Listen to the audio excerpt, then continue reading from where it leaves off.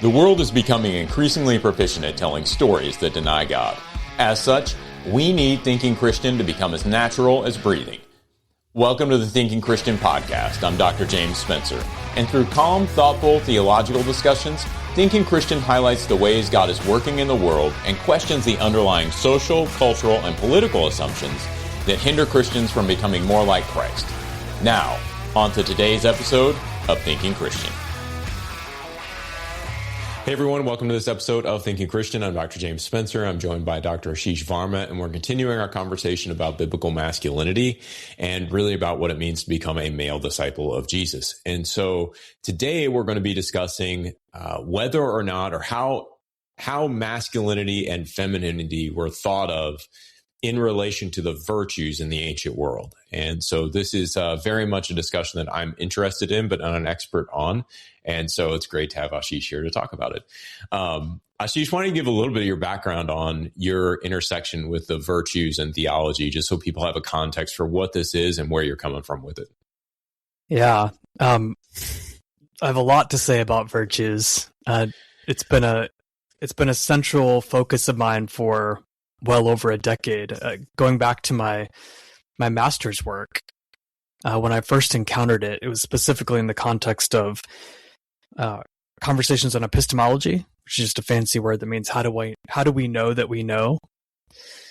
The late J. Wood was a major player in this, and he was a professor of mine of philosophy. One of the key tenets is with virtue epistemology is perhaps we're looking at things wrong in the modern age when we keep asking the questions of knowledge, instead of it being a set of criteria of all these things you need to fit together to say this counts as knowledge, right? So quick example would be, I did this once in class. I said to a student, let's say so-and-so's dad works on the railroad. And he comes home after a long day of work, and he's tired. It was a 100-degree day. And she knows after work he already likes to unwind. He has the seat he likes to sit in, and he relaxes, leave him alone for an hour while he recharges. On this particular day, it's so hot that she thinks, yes, I'm going to leave him alone, but I need to leave him alone actively. I'm going to go in there and give him some lemonade, help him recharge. She looks out into the family room. She sees a head poking up over the chair that he likes to sit in that time of the day. And so she thinks, okay, he's home. And she goes in there, and it turns out it's her uncle that's sitting in that chair. And then she looks across the room, and there's her dad.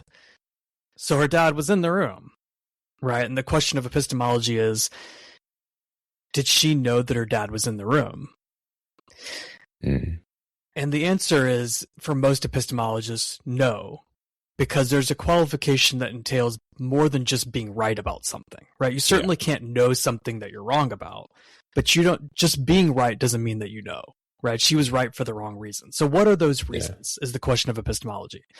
Now, the added dynamic here, when I did this with one of my students, was she was just dumbfounded. And I was a little confused. I thought, this is a lot of interesting stuff, but dumbfounded is a little bit much. She said, how did you know my dad works on the railroad? And I just chuckled and said, are you serious?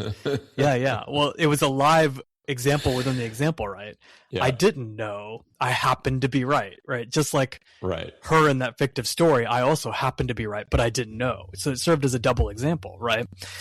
But what Jay Wood and company, Linda Zagzebski is another major player in this conversation, was maybe it's more than just trying to figure out what those qualifications are for being right. There's also a character element, and that's the virtue piece that they were trying to draw into this. And that was my first introduction to it, because at first it seems odd. I have to have strong character to be counted as knowing. Now, we won't get into the depths of that conversation other than to say it became increasingly compelling to me to think, okay, character is a dynamic here, right? Posturing yourself as a person who cares well and rightly about knowing well is an important part in fact, knowing well. You don't just know because you have an innate curiosity, but you have a desire to know things on such an intricate level that the character of getting people right matters, right? I'm not going to just believe someone comes to me with a story. I don't just believe that story because they told me, or because I like the person, or because what they said just sounds outlandish enough that I must believe it, right? What are the characteristics that go into wanting to understand a situation well enough, right? So that got me into other conversations that led me to someone named Dan Trier, a late theologian at Wheaton College, as well as Kevin Van Hooser, who ended up being my doctoral supervisor, where I wanted to get into this more and more, and that led into my dissertation. And for me, the question was, historically, Christians do care about virtue, right? Which is virtue-based ethics. But they tended to be relegated to theological circles, especially Catholic circles, that Protestants tended to get nervous about. In fact, they'd say that's a Catholic issue. We don't get into that. In fact, most Protestants in the modern age tended to be drawn towards something called deontology on one side or utilitarianism on the other. Yeah. Deontology is a fancy word that just basically says duty-based ethics, right? You have a larger sense of what's right is always right, and that's what you do. Yeah.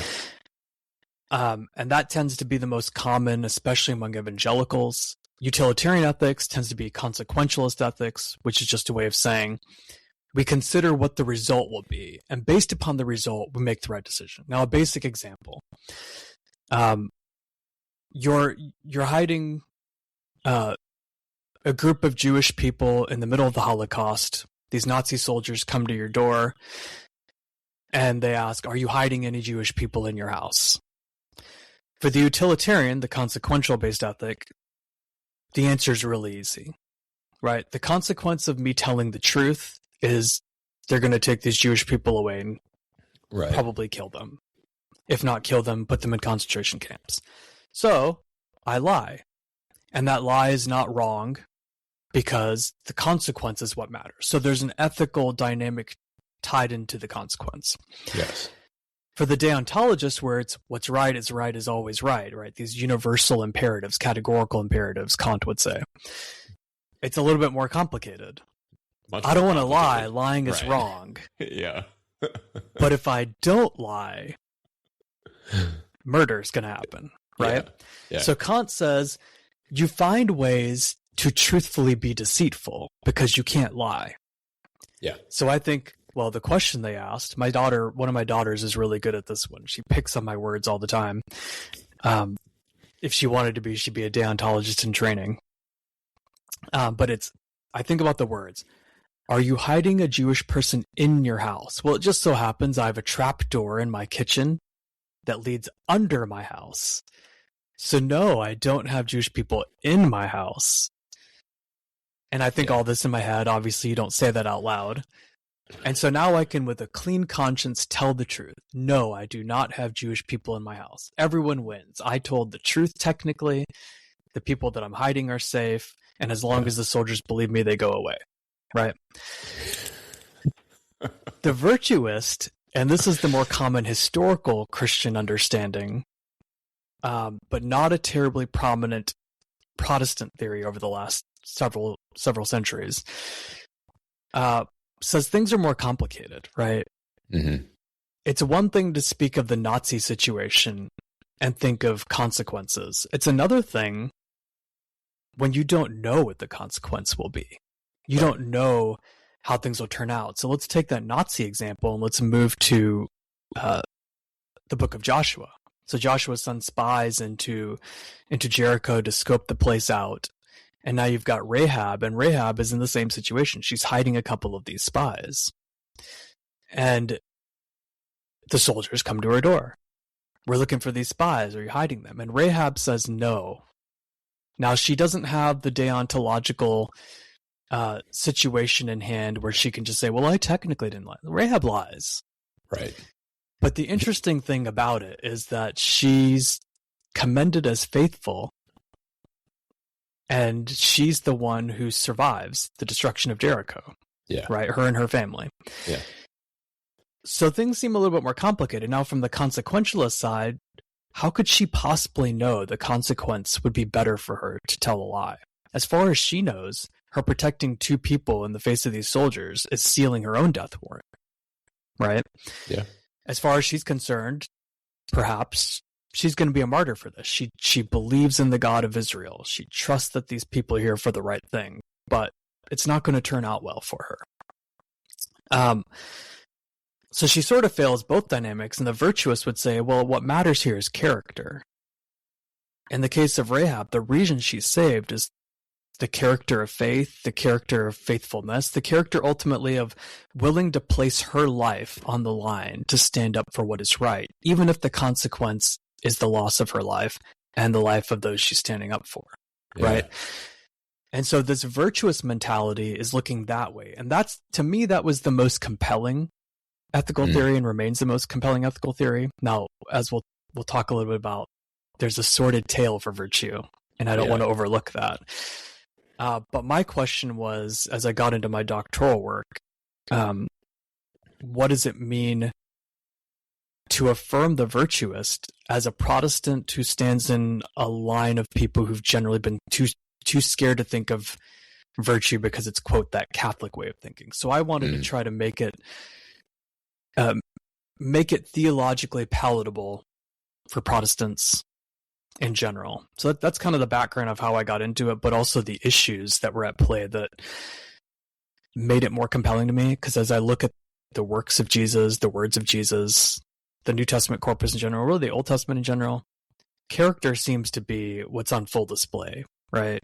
Whether it be situations like Rahab, or situations like where God gives you this sacrificial system in the Old Testament, and then he says multiple times, or either way, right all the way to the end of the Old Testament with Malachi, it's not really what I'm after. I'm after your heart. And right. It's about the formation of these patterns of mercy, patterns of justice, right? So then the next question that comes into virtue that I think especially makes it significant to biblical theological ethics is that virtue cares about character, but the formation of character is not just about a one-time does it all, right? It's about the patterns, or a word that you and I both like in various contexts, habits. Yeah. Right. So if we think about driving a car, when we first drove a car, at least for me, it was a terrifying thing. I was excited right up until I started driving it. Sure. But of course, decades later, we don't think about it. We often will end up at our destination and realize we've been zoned out for the last 20 minutes. Right. Right.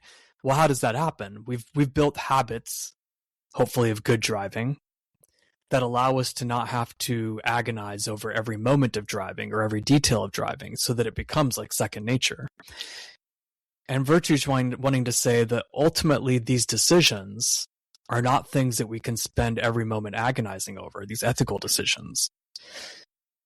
But for someone like Rahab, it's about building that ethical character over time, or the habits, so that when the moment arises, we habitually act in a way that we ought to act, in a way that lifts up other people around us, whether or not it means a consequence that's thriving for all of us, right?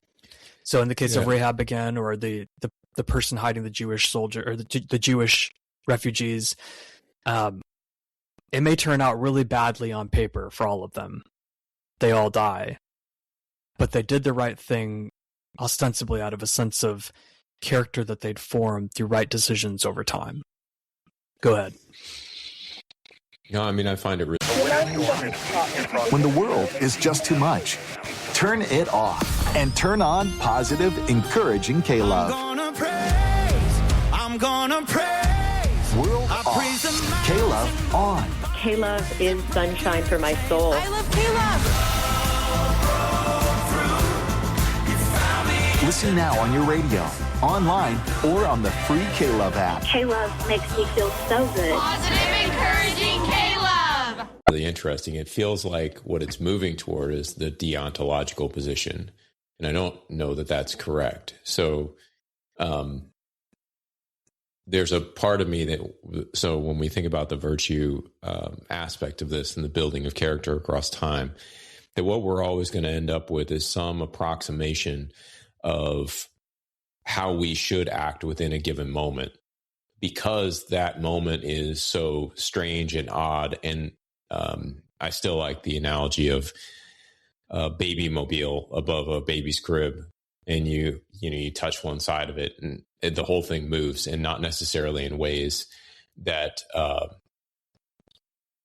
that you understand how it's going to move, right? And so with the virtue ethics, as you're developing these patterns of integrity across time, patterns of virtue across time, is that similarly what's happening? Like in any given moment, you are trying to embody faithfulness. You're trying to be, embody these virtues, charity, mercy, compassion, what have you. But in any given situation, you may find yourself unsure how to go about doing that because the consequences seem so dire, and the right thing seems like it's going to end up with the wrong result. Does that make sense? And so you're as you're on this road, you're developing a consistent pattern, but not a concrete, completely rigid understanding of what to do in any given situation. That's right. Okay. So if we think about someone like the 19th century Danish philosopher Kierkegaard, he spent a lot of time really dwelling upon the sacrifice or the potential or the near sacrifice of Isaac at the hands of Abraham. And for him, he wasn't a virtuist per se. He came up with a whole another way of thinking that I don't entirely buy, but I think his scenario is instructive. For him, he was critiquing especially a deontological understanding of these sort of static ethical codes that we just memorize, right? The way that we tend to think of, I would say wrongly, the 10 Commandments. Thou shalt not kill, right? And yet here's Abraham, before those codes obviously are given to him, he's told, hey, take Isaac up to that mountain and offer him as a sacrifice. Right. Now, you and I have discussed when we were working through Genesis, a series that I don't think will be out yet, but check it out. That there are other things at play there for Abraham than just a simple out of nowhere blank slate command, go kill your son Isaac. However, he does have this moment that Kierkegaard wants to say where there's something of an assault upon his ethical code if he's thinking don't kill. Because now the God who he's supposed to obey, who he's trusting, who has led him into this new land, who's made these promises to him, wants him to kill not just anyone, but his own son, and not just any son, but the only son that's supposed to be the avenue to the fulfillment of the promises made to him, right? Right. So for Kierkegaard, the answer is despair. You enter this moment in where your rigid categories of ethics will ultimately lead you in complicated situations to despair. Now, the question is, what do you do with that despair? You wallow in that despair, in which case you're functionally a broken person, and maybe you chuck everything and you say, I reject faith in Yahweh, the covenant God, or I reject faith in Jesus because it's asked me now to do something I can't do. Kierkegaard's answer is you graduate finally in that ultimate despair into what's the true ethical, and the true ethical is obedience to God. I would break from him there and say that the obedience has too much in the background, right? Of how do you know this is the place to show obedience? Or how do you know that the obedience would be paid forward in the case of Abraham in the right way? Right. Well, Kierkegaard would say, well, you don't know and you just do it because God said to do it. The virtuous way would say there's a sense of character at play where you're trusting God.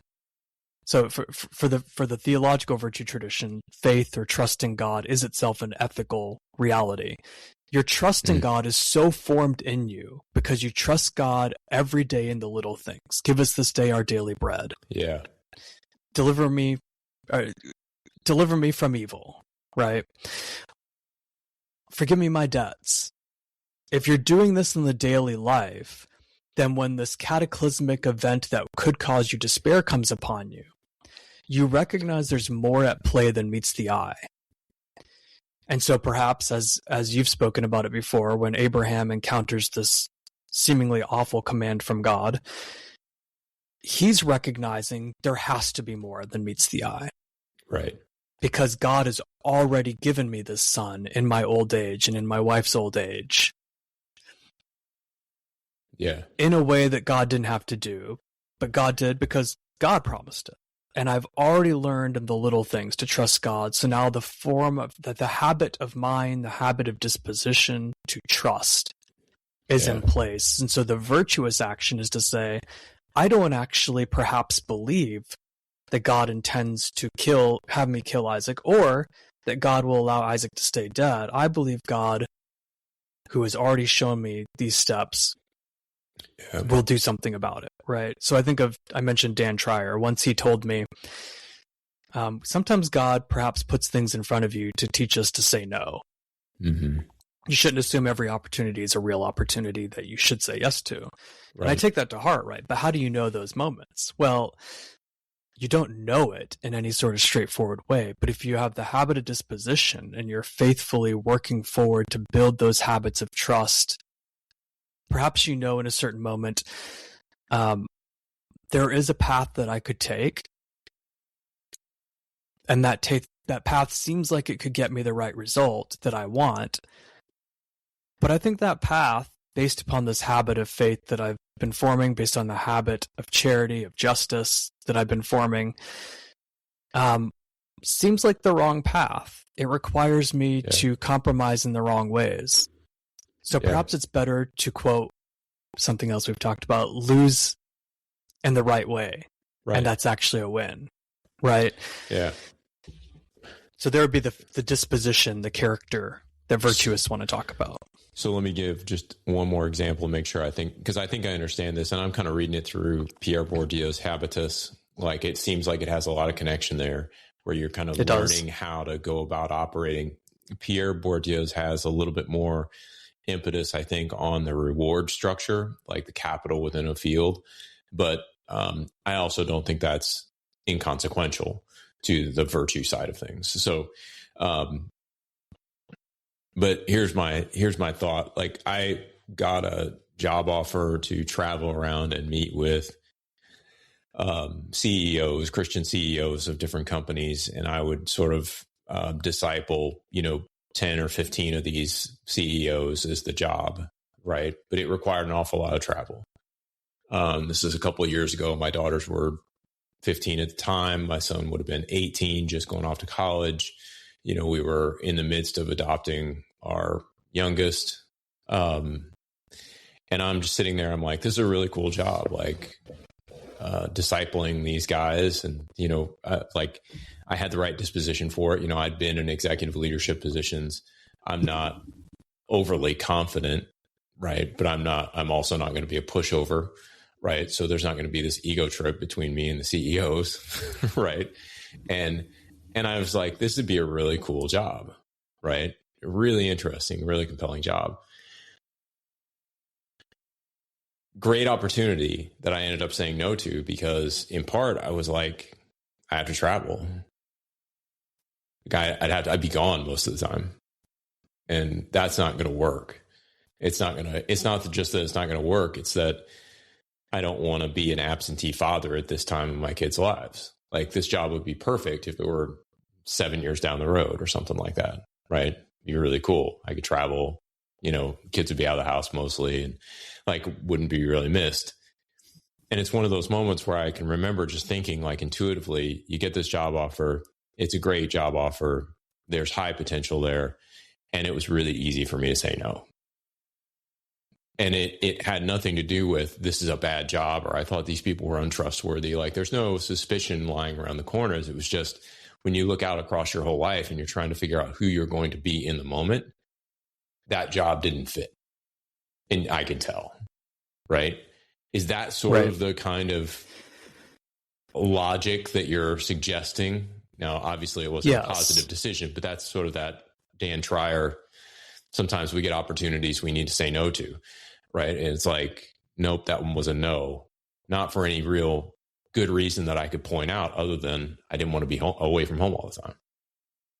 Yeah, that's precisely the sort of thing that virtue ethics is trying to get at, that there's no clear-cut good at the end that you're trying to work towards, right? Right. No one's going to say that the opportunity to do this work that was put before you was inherently a good or a bad, right? If anything, it seems like a good. It's work. Could be really good. It supports your family financially, right? Something you theoretically could have enjoyed. But the disposition, the character development is the ability for you to work through larger ramifications, not in a consequentialist way, right? Not in the sense of, if I do X, then my daughters will resent me 10 years down the line, right? You can't know that. And that doesn't mean there's no way for you to negotiate it in a way that they wouldn't resent you. Right. It's rather thinking dispositionally about what is it that is best in the moment and in the near future, right? Yeah. But it doesn't mean that in every situation your calculation's in precisely the right way, right? You're filtering it through other virtues. You're thinking about it in terms of fatherhood. You're thinking of it in terms of family in general. You're thinking about it in terms of the development of young people, in this case, who were your children, right? Right. And all those things work together where you realize there is a higher good. And that's ultimately virtues are directed towards goods, and virtues want to rate goods. Yeah. Of what is the better good. And especially theological virtue, and say the higher good, the highest good, is ultimately that which promotes the love of God. Right? It recognizes God's love, but also promotes the love of God in others. So in your case, you're thinking, even if not explicitly, right, that the habit of formation is thinking about what promotes the highest good of my children growing as people who love God with all their heart, soul, mind, and strength. Yeah. And love their neighbor as themselves. Yeah. And that's how you make that decision, right? Right. But a virtuous could very well say, there's no inherently bad decision in this case. Or it might say, they all might seem like bad decisions, but what is the greatest good? Theologically, it's to promote the love of God. Yeah. Right. Yeah. And I didn't think it through. Like, I think that's good. Like, I wasn't thinking my kids would resent me. I was thinking more in terms of, is this the person I want to be? Right. Is this who I've really like, I left higher education. I came into this new nonprofit position so I could work from home, partially because I could work from home, partially so I could slow my life down, be a husband and a father. And so I've done that. Why would I now shift logic to go into this other realm, range, and like jump into this new position where I could no longer do that? And so it wasn't a consequentialist decision. It was more of a trajectory and personhood decision, right? Like, is this the moment where you just shift gears and do something out of sheer ambition or interest or whatever, and, forget everything else, kind of like you did at the beginning of your career? Or do you stay the course because you, at one point in the past, came to realize that this is where your life needed to go? Right. Like, and so that was very much the guiding paradigm for it. Yeah. But let me shift, because we probably should get to masculinity and femininity at some point. So that last thing you said, that virtue is to lead to the highest good, right? If we just left it there and we take it out of a Christian context for a moment, and we just said virtue is to lead to the highest good. So there isn't now an overlay of covenant loyalty to Yahweh and obedience to the Lord and, adherence to a triune sort of doctrinal statement or something like that. Like, it's just the highest good. That's almost sets the stage for both really, really amazing things and really, really manipulative things. Yep. Right. And so you can see how it would lead to the good side. You can also see how it would lead to the dark side. Right. It's the force. And depending on how you use it, now it's going to create good and bad things in the world. So how does virtue go off the rails as it moves from, let's aim for the highest good? What's the sort of dark side of virtue in relation to masculinity and femininity? Yes, great question. So sort of a sub-question in this is, does virtue entail some sort of gendered concept? And I think I should answer that with a brief sketch, not go into the details. We don't have time for that. Historically, I'll say, unfortunately, it has.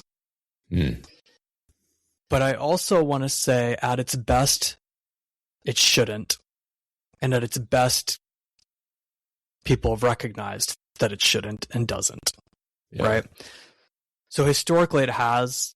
Just some quick points. This is true in the church's history. This is true outside of Christian thinking about virtue.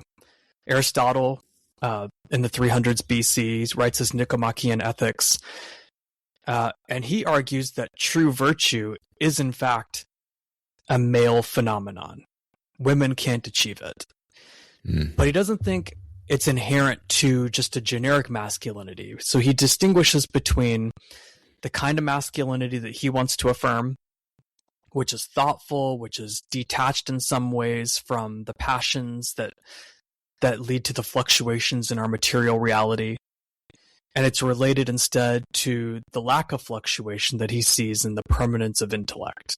Okay. Now, what he means by that is the thinking person, the person who dwells on mind over matter, intellect over emotion, reason over emotion.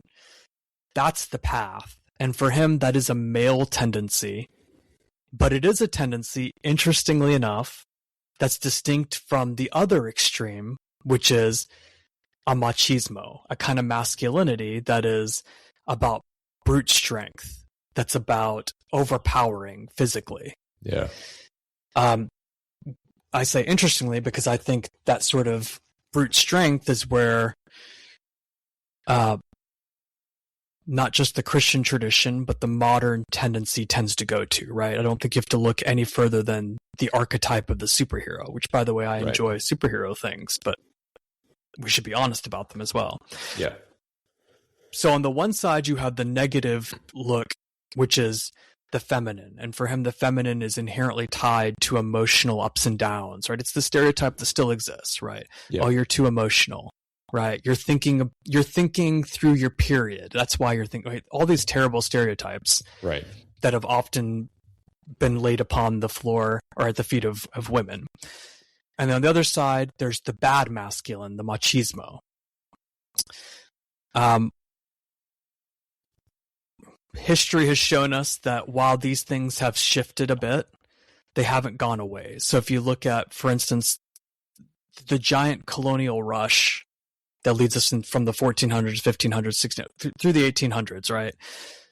Virtue is an important part of that conversation, unfortunately, because it becomes the justification, right? We see these peoples, and these peoples, whether they be in Africa, whether they be in India, whether they be in the Americas as we know them today, the common thing to varying degrees, and the varying degrees was important because the varying degrees determined what you do now in the colonial push. So the African person was seen to be the most barbaric, and so they must be enslaved. The Indian person was seen as having glimmers of hope, so you just colonize, don't enslave. The person who was in the Americas was seen as barbaric, but also useless, because they were seen as not strong like black bodies of Africa, and therefore they should be forced into submission and, worst case scenario, exterminated. Interestingly, the common thread was that in each of these situations, the reason you have the scenarios and play that would enable people being seen as barbaric was because the colonizers thought they're too effeminate. So, looking at the First Nations peoples, the men don't act in a masculine enough way. Well, what is a masculine enough way? Yeah. They didn't do the sorts of things across. They didn't draw the lines between male and female roles in their society the way that the English or the French or the Spanish or the Dutch or the Germans did, right? Or the Portuguese, whoever was doing the colonizing. Okay. And as a result, this was a sign that their nature had been warped. Mm.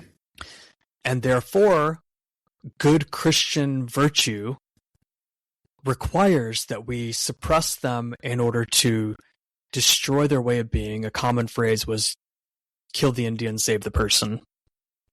In order to then lift them up civilly into a better way of being, so that they can now enter into the path of virtue, which can culminate in the reception of grace.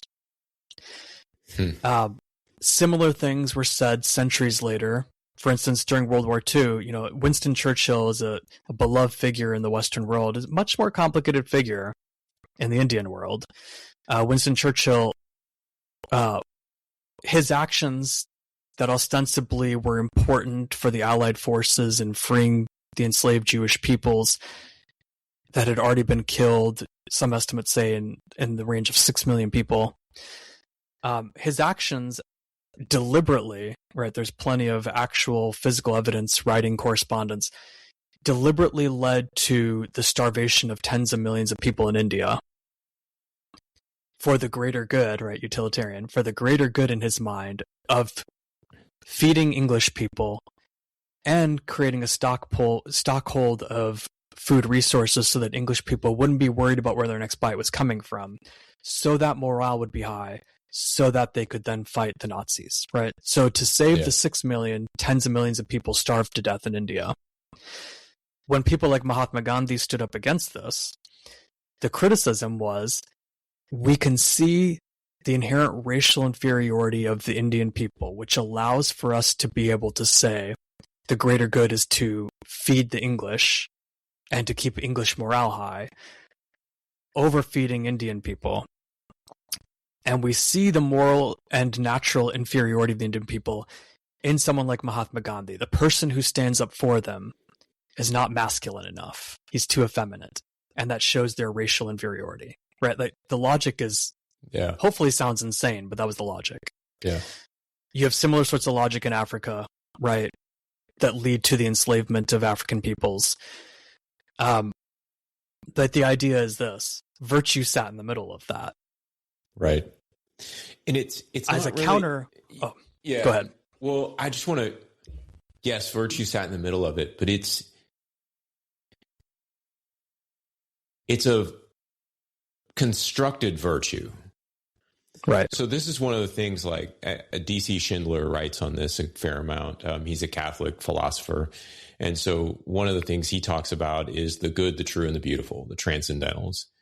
And his emphasis is on something like, because we don't determine the good, the true, and the beautiful, we only recognize them. These are my words, not his, but this is the sense of what he's saying. So we recognize the true, the good, and the beautiful, or we don't, right? But either way, we don't determine them. They are what they are. There is a good, there is a true, there is a beautiful. And in sort of an extrapolated way, then they have a claim on our lives. They have a sort of quasi-authority over us. If we want to be good, we have to then align with the good. If we want to be true, we have to align with the true. If we want to be beautiful, we have to align with the beautiful. That kind of idea, right? And we have to recognize, not just in the sense of identifying them, this is good, this is true, this is beautiful, but recognize in the sense of accepting the claim that they have and subjecting ourselves to that. And so our actions begin to, when I say align, they begin to settle underneath the good, settle underneath the true, settle underneath the beautiful.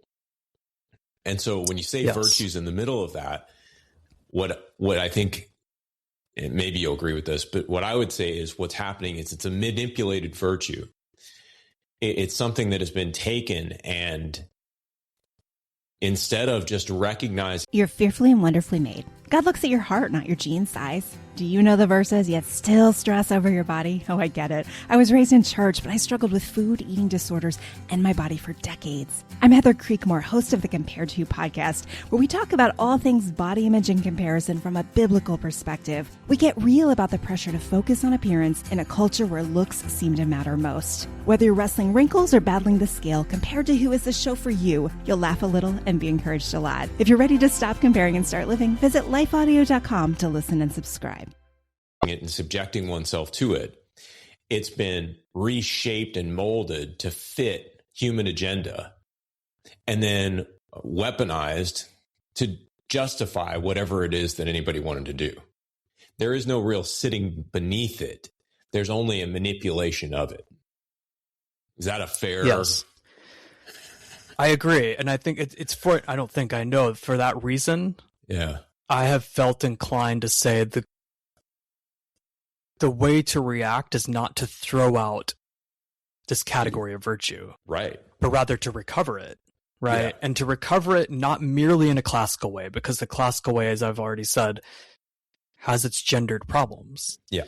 But if we can recover it in a theological way that really attends to the central question, even as Aquinas asked it, right? Not to say that the use of Aquinas was all that great. The use of Aquinas was deeply problematic. Yeah. But the way that he asked the question was, what is that central good?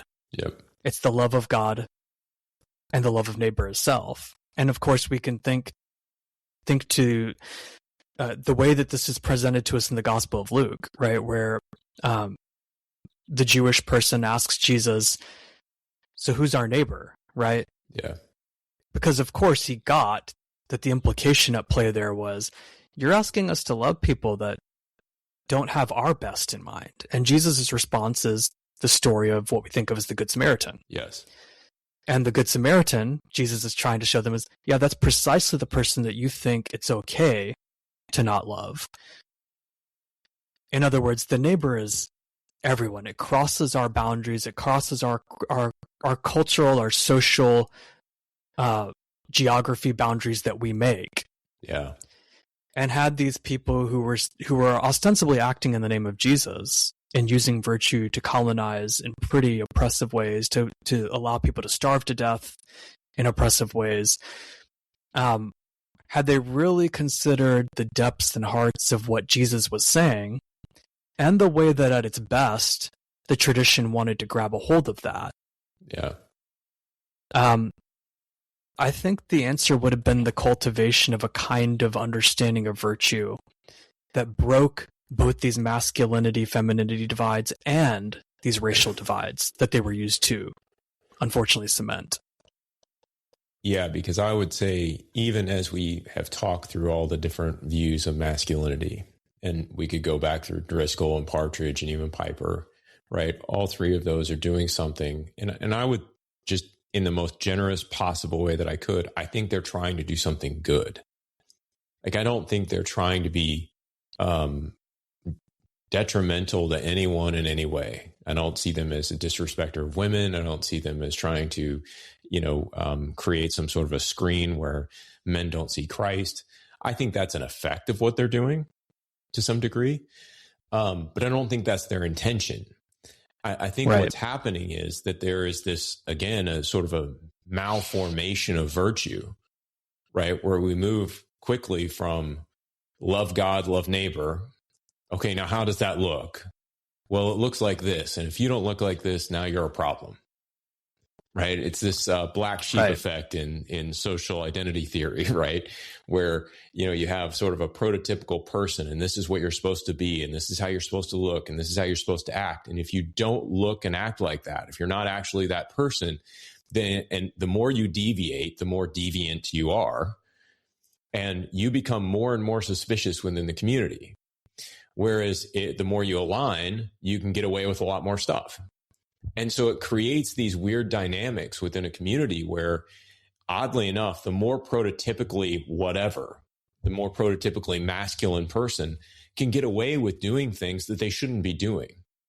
They can, versus the less masculine person is always viewed with suspicion, always under more scrutiny, always subject to more oversight than someone who is viewed as in this case, like prototypically masculine. And so it's a very interesting and odd sort of, I don't know, reinforcing the loop when we get this wrong. When we start to say masculine equals virtue, and then we define what masculine is, we're not actually subjecting ourselves to virtue. We're taking it over. We're doing something equivalent to, again, you referenced our Old Testament stuff. This will be out. It's actually on Patreon, so we'll have it on Patreon for you. But if you wanted to listen to it, when we talk about the sin in the garden, right? There's a desire for self-determination. I don't want God to determine what is or what is not good. I want to decide what is good for myself. And so we see that in Genesis 3. We see it in Genesis 6. It's sort of a ongoing theme in Scripture, right? We want to do things on our own terms as opposed to subjecting ourselves to God, his law, goodness, truth, beauty, any of these things that God determines. That's what it feels like is happening with regard to virtue as well. Yeah, agreed. And even as we see a changing landscape over the course of 2,300 years, let's say, from Aristotle's description where a particular kind of masculinity over and against another kind of masculinity on one side and blanket femininity on the other side, right? Even if that way of describing things isn't identical with how we describe things today, the core reality of it, unfortunately, is the same, right? Yeah. So that what we end up doing here is we create a sense of robust masculinity, a robust sense of character within that, right? You're a poor man if you don't live into this. Yes.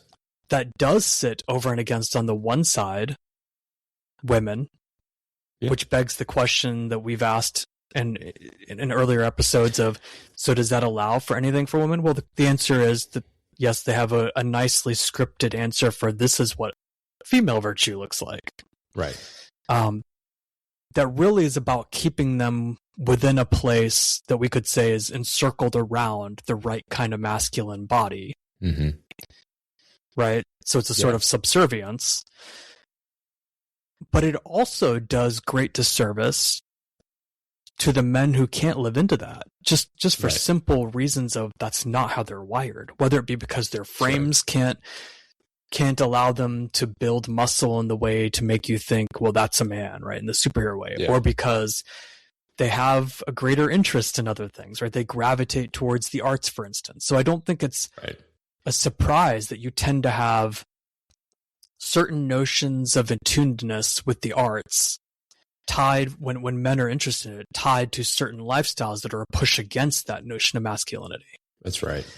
And to me, that's a travesty because it's a powerful, but such an arbitrary distinction as to what kinds of people are even able to live into it. So that now you have people that feel forced into socially created models of alternatives that should have been places that were welcomed into the body of Christ, welcomed to the very body of Christ as people who had something unique to offer in their very dispositions and their ways of, in their strengths, intellectually, emotionally, to offer to the rest of creation, right? In the name of Jesus.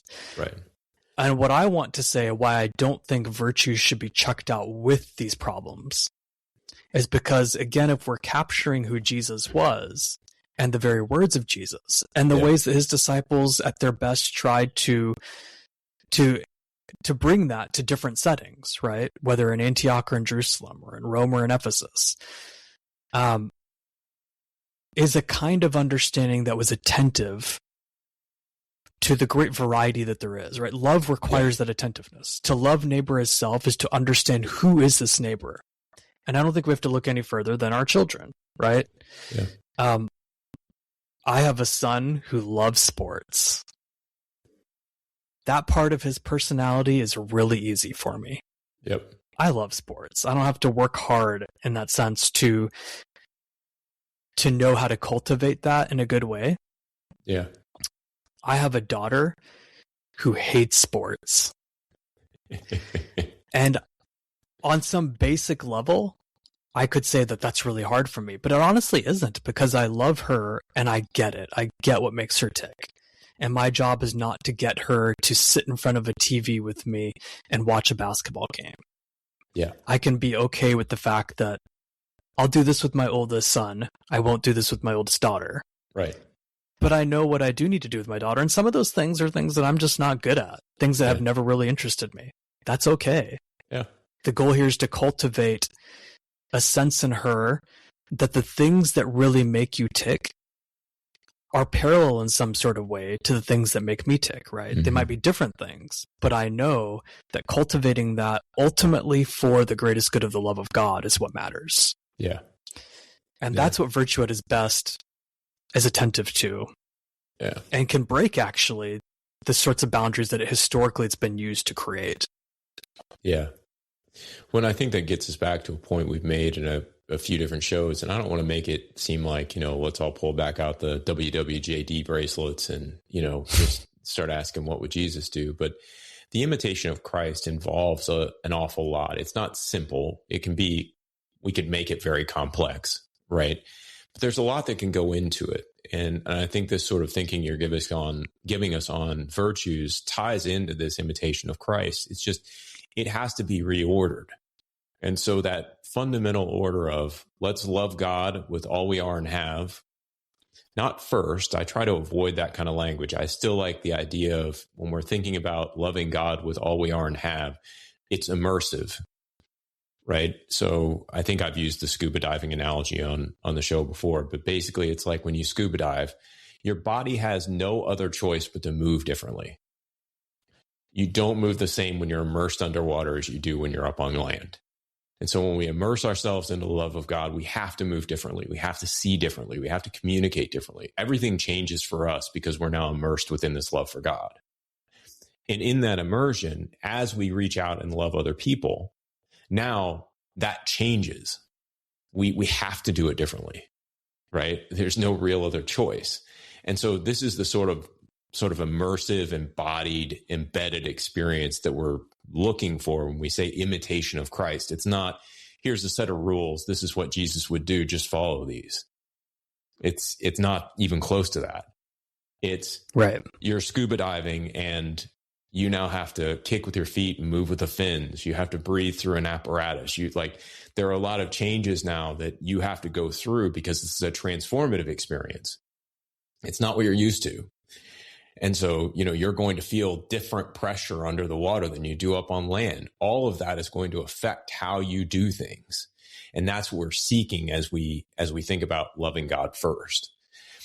So I think that the problem I really have when we go into these conversations where we try to tie masculinity and virtue together, right, as we've seen some of the authors do in varying different ways, or let's say masculinity and the Bible together in various different ways, is that it does feel just like an overlay to me. And so here's what I mean. If we think of masculinity as a bucket term into which we could put a whole bunch of other terms, tough, strong, big, bold, courageous, all these different other terms, and we just say, okay, all of it's under masculinity. There's at least two problems that are immediate. Number one is that the only place those other terms can go? Could I also put those under femininity? I think that's one problem. The other problem is, if we're saying tough, why don't we just say tough? Like, why do we need the umbrella term? If we're saying big, why don't we just say big? Right? Hairy, let's just say hairy. Like, masculine doesn't have to mean anything. And I think that's the other part of the problem is we're using it as this umbrella term with all these ambiguous concepts underneath it. But the word itself doesn't really mean anything. It's non-specific, right? Whereas if, I were looking at you and you say, okay, you play basketball, I could say you're athletic. I don't have to say you're masculine. You're athletic. Those two aren't synonyms, right? And so I think there's there's this problem when we use these terms that a lot of times we're tying other things underneath them, right? And pretending that this word masculine actually means all of these things all at once, and that we can use it as that umbrella term in a way that is faithful to what all these other phrases mean. We encountered this when we talked a little bit about wisdom, right? Lady wisdom, lady folly. Well, it's not like, I mean, it's a great example because we've just talked this whole episode on virtue. How is it that you can call her lady wisdom? Right? It's got a lot of conceptual overlap, virtue and wisdom, but we've got it applied in Proverbs to lady wisdom. You've also got it applied to lady folly. Well, you can't detach those two and now say, well, but really vices are really feminine. Folly is definitely feminine, but the virtues are masculine. None of it makes any sense. And so I think that at the end of the day, we've got to really shoot for this idea of when we're imitating Christ, we're immersing ourselves within love of God, and we're allowing that love of God to change the way that we orient ourselves in the world, to change the way we move in the world, change the way we think, change the way we operate. And as we do that, we'll be much closer to living along the grain of virtue than if we decide we want to be masculine. That's sort of my takeaway from this part of the conversation, I guess. Yeah. And with me, it's to reemphasize, to affirm virtue isn't to affirm every historical or even most historical uses of virtue. It's to affirm, to affirm why in the first place the church saw this category as a meaningful category, not to affirm what the church did with that. Right. Yeah. Right. So it's a big difference. There's a big difference, right? Yeah. And we can see, and we didn't even go into all the ways in which the church saw that category, saw it valuable, and felt the need to modify it from the way that, say, Aristotle had used it, right? But there were a number of ways, and these are ways to be commended, right? Whether it be the ways in which the Cappadocian Fathers broke that gendered boundary in their understanding of virtues, or the way that Thomas Aquinas felt the need to rethink what courage really was in light of the Jesus who walked willingly and knowingly to the cross, knowing that he would die, and that was the way to go. Right? Yeah. That would never have been courage for Aristotle. That would have been foolishness. Yeah. So the Christian tradition has some wonderful nuggets to unearth, but that doesn't mean that we've always done the right things with them. So if we can reattend to the sorts of goods, no pun intended, no, maybe pun intended, that virtue is trying to get at, and the sort of character creation that it's intending to give us, what that'll hopefully do is that we begin to look at statements like Jesus makes of helping the orphan and the widow, helping the immigrant, right, as statements that continue to have a lot of major meaning that will put us in different kinds of ways standing against the general cultural tide. Right? Christians often do stand against the cultural tide, but for the wrong reasons, I think. Right. To uphold, to recapture some sort of perceived classical reality of masculinity, some classical understanding of toughness. But what if we look to the person of Jesus as the one who embodies that character of virtue in a way that redefines perhaps what that toughness is? Yeah. No, I agree. And that's not gendered, right? Right. It's not. It just is what it is. It's courage. It's fortitude. It's restraint. It's all those different things, right? And you can see them all in Jesus. And it's not intended just for men. It's intended for all those who believe in his name. Like, this is something that all of us are supposed to be conformed into. So, well, dude, I'm glad you could bring to bear your multiple decades worth of experience on this topic. So appreciate you walking us through it. It was fun. Yeah. Let's do it again. We probably will. I think this is a fun topic. We'll dive into it a little deeper. But for right now, we're closing in on an hour. These last couple episodes have been necessarily longer because I think they're just a little bit more complex topics. And so We've gone a little longer, but hopefully everybody enjoyed it. And we'll close up the episode here, and we'll catch you next time on Thinking Christian. Take care, everybody. Just want to take a second to thank the team at Life Audio for their partnership with us on the Thinking Christian podcast. If you go to lifeaudio.com, you'll find dozens of other faith-centered podcasts in their network. They've got shows about prayer, Bible study, parenting, and more.